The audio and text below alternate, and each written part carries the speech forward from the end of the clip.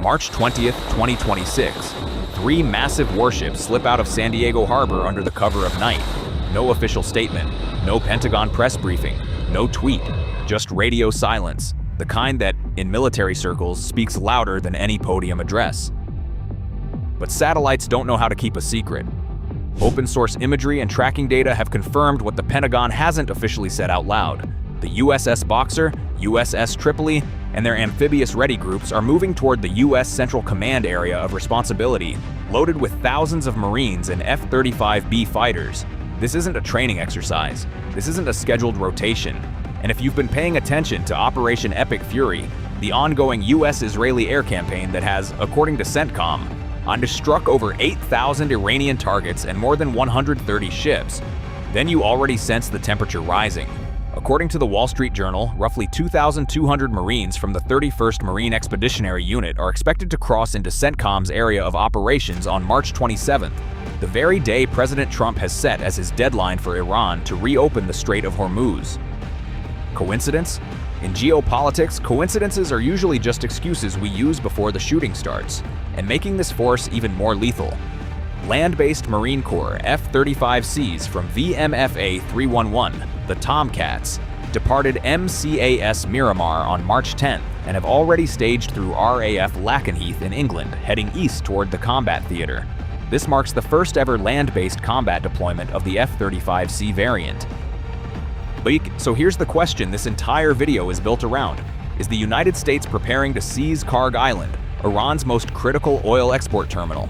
To answer that, we're going to break it down in 3 parts. The ships, what this amphibious force actually brings to the table. The island, why Kharg is the jugular vein of the Iranian economy, and why it has been a target before. The geopolitical gamble, what Defense Secretary Pete Hegseth, former SecDef James Mattis, and President Trump are each saying, and how very, very differently they see the endgame. Stay with us. This one's about to get real. Welcome back to Axiom Military. Let's cut right to the core of the nightmare.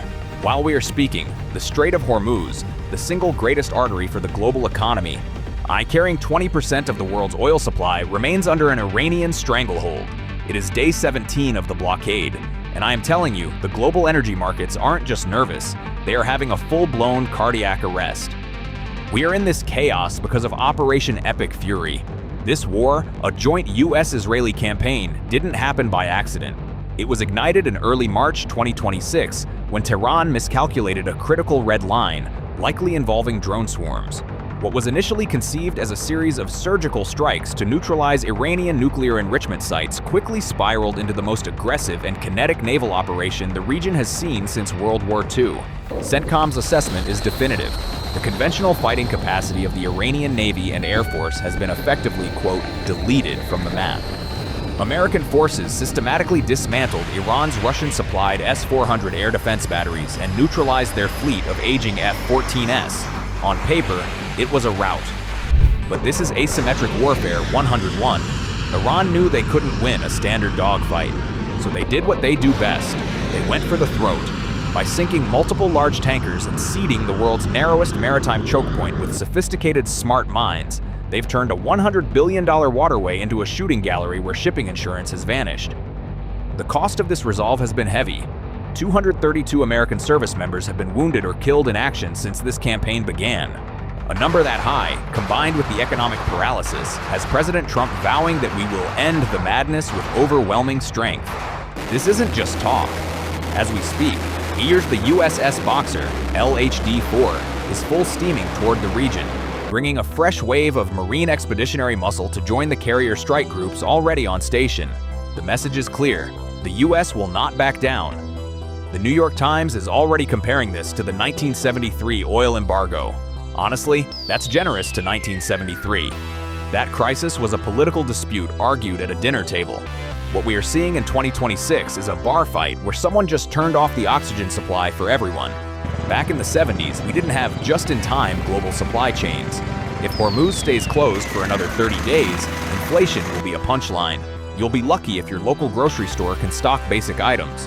This is Iran playing economic suicide bombing with the entire global economy, betting that the West's nerve will break first. And President Trump's stance is resolute. We have the most powerful military in history, and we're not going to let a third-rate regime hold the great American economy hostage. This isn't just about oil, it's about defending the global system, and Axiom is tracking every development. Stay tuned for further analysis. The USS Boxer isn't just a warship. Think of it as a floating 40,000-ton zip code with a very bad attitude. We're talking about a Wasp-class amphibious assault ship stretching 2.5 football fields long, packed with 2,500 Marines from the 11th Marine Expeditionary Unit, MEU. This isn't a freedom of navigation cruise. It's a mobile city designed for one thing: kicking down doors. From the deck of the Boxer, you've got F-35B Lightning IIs and AV-8B Harriers providing the overhead delete button, while MV-22 Ospreys and CH-53 Super Stallions prepare to vomit a swarm of elite infantry and heavy armor onto any beachhead they choose.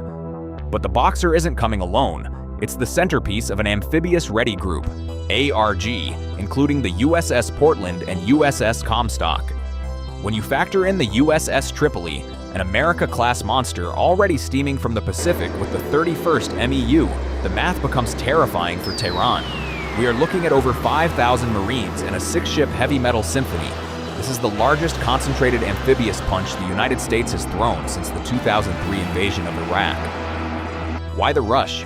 Because in the Pentagon, time isn't money, it's blood. To neutralize Iran's economic ATM on Kharg Island and reopen the strait, you don't send a strongly worded letter, you send a landing force. If the order to seize Kharg comes down, these ships need to be in the box within 10 to 14 days. As President Trump famously put it during a recent briefing on the Gulf, we don't do proportional anymore, we do decisive. If they close the door, we take the hinges off. By sending the Boxer to join the Tripoli, Washington isn't just poking the beehive, they're bringing the industrial-grade pesticide. If Iran thought they could hold the world's oil hostage for 17 days and get away with it, they've clearly forgotten what happens when the 11th MEU shows up for breakfast. Imagine an island barely the size of New York's Central Park. It sounds like a vacation spot, right? Wrong. If the stars and stripes fly over this rock, the Iranian regime's ATM is permanently out of service.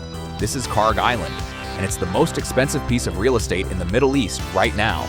Sitting just 15 miles off the Iranian coast, Kharg is the lung through which Tehran breathes, handling over 90% of their crude oil exports. To put it in plain English, no Kharg means no paychecks for the IRGC, no cash for their regional proxies, and zero leverage. We already started the eviction notice last weekend, with US strikes turning 90 military targets on the island into smoking craters in a single night. Now President Trump is looking at the tactical menu. We've got 3 options. Scenario 1, a naval blockade. It's clean, but it takes too long. Scenario 3, a full amphibious landing, the D-Day approach, which is effective but messy. But the smart money, and what the analysts at the war zone are betting on, is Scenario 2, an aviation assault. Here's the tactical reality. The Strait of Hormuz is currently a mine-infested nightmare. You don't sail a billion-dollar city like the USS Boxer through a narrow kill box filled with Iranian smart mines if you don't have to. Instead, you use the Boxer and the Tripoli as floating lily pads safely out at sea. You let the MV-22 Ospreys and CH-53s hop over the coastal defenses and drop 2,500 hungry Marines directly onto the oil terminals. As President Trump told the press this morning, we aren't looking for a long-term stay. We're just here to close the bank account. They decided to shut the strait, so we're taking the gas station. It's the art of the deal, military style. The 11th MEU is ready to make that withdrawal, and they don't plan on leaving a tip. Kharg Island is just 20 miles from the Iranian mainland.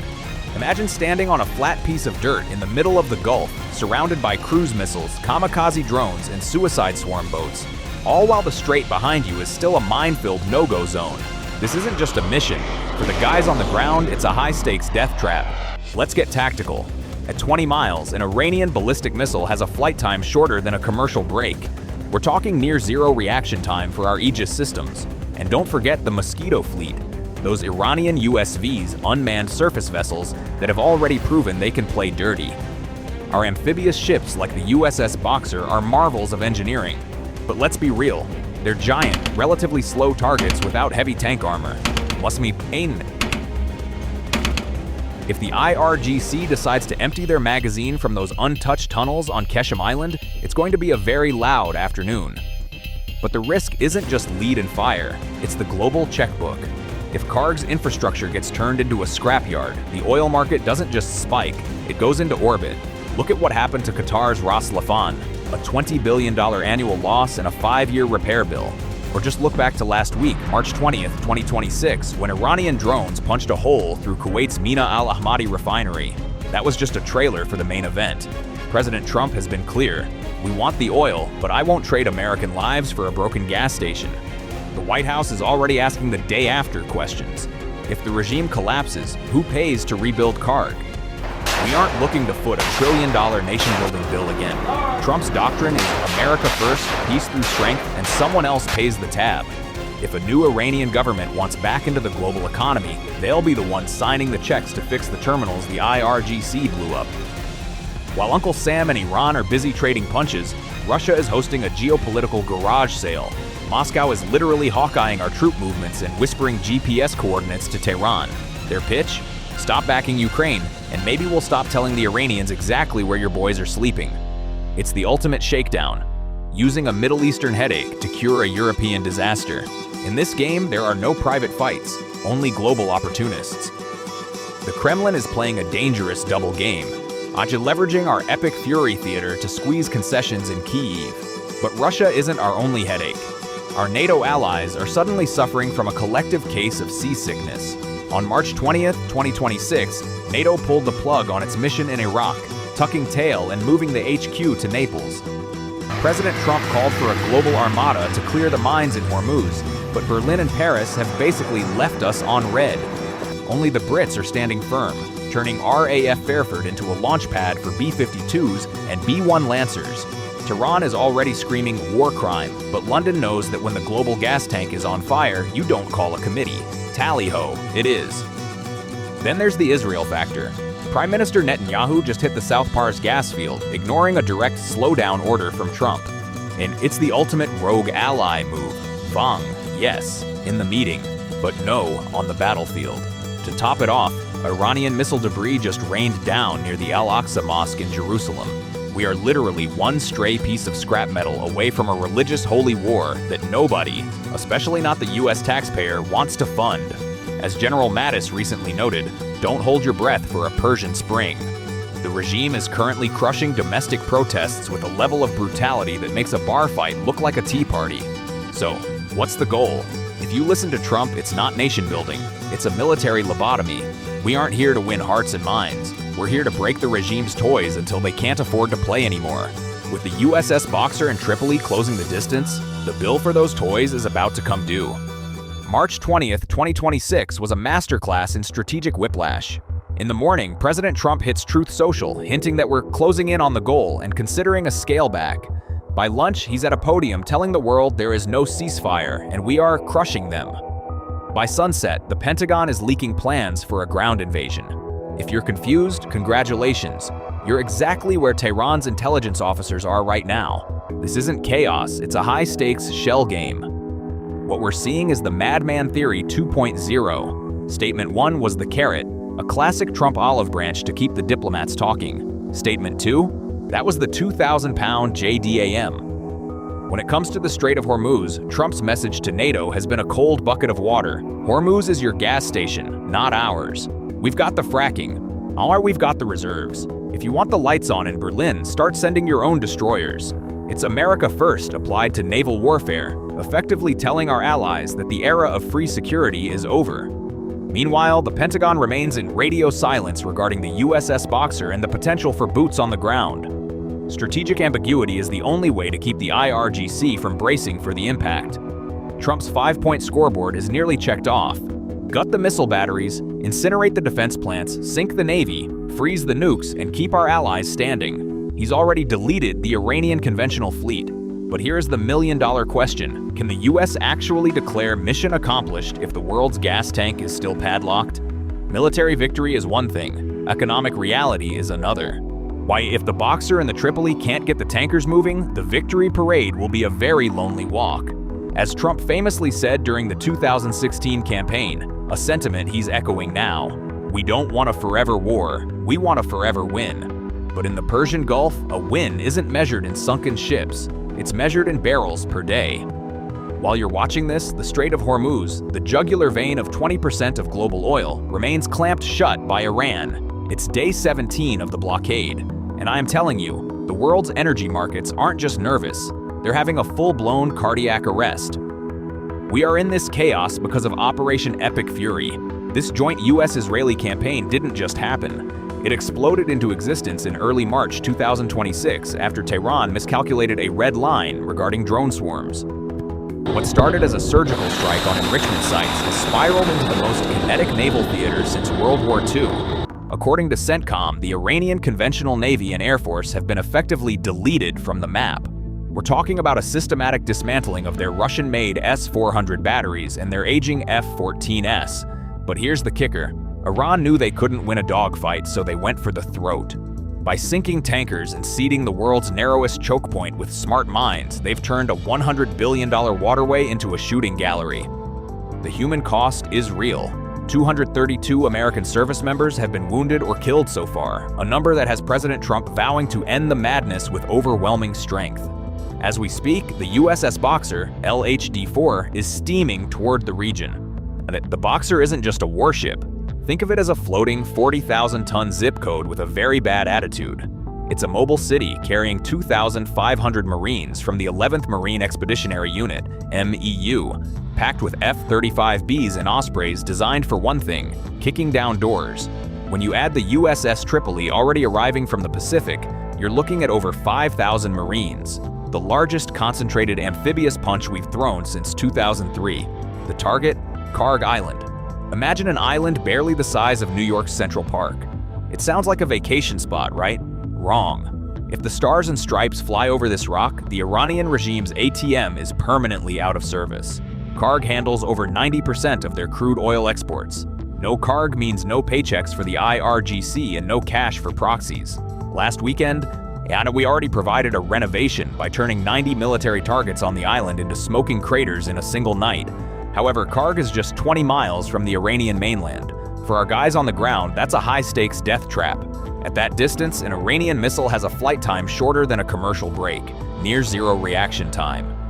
And while we're trading punches, Russia is hosting a geopolitical garage sale, whispering our GPS coordinates to Tehran in exchange for us dropping support for Ukraine. It's the ultimate shakedown. Even our NATO allies are suddenly seasick, pulling their HQ to Naples and leaving us to do the heavy lifting.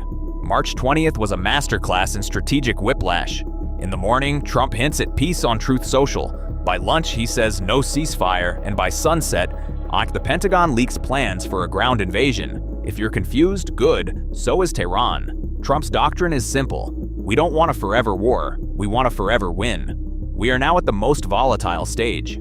If we seize Kharg, we win the bank, but we risk a total regional firestorm. For those of you in Southeast Asia, don't think you're safe. If Kharg stays dark, you'll feel the inflation at your local gas pump before the sun sets. So, what do you think? Should the US pull the trigger and seize Kharg Island, or is this a bridge too far? Drop your take in the comments below, and stay tuned for our next deep dive. The Interceptor Crisis. What happens when the US Navy runs out of missiles? Hit that subscribe button, ring the bell, and share this. Axiom Military, out.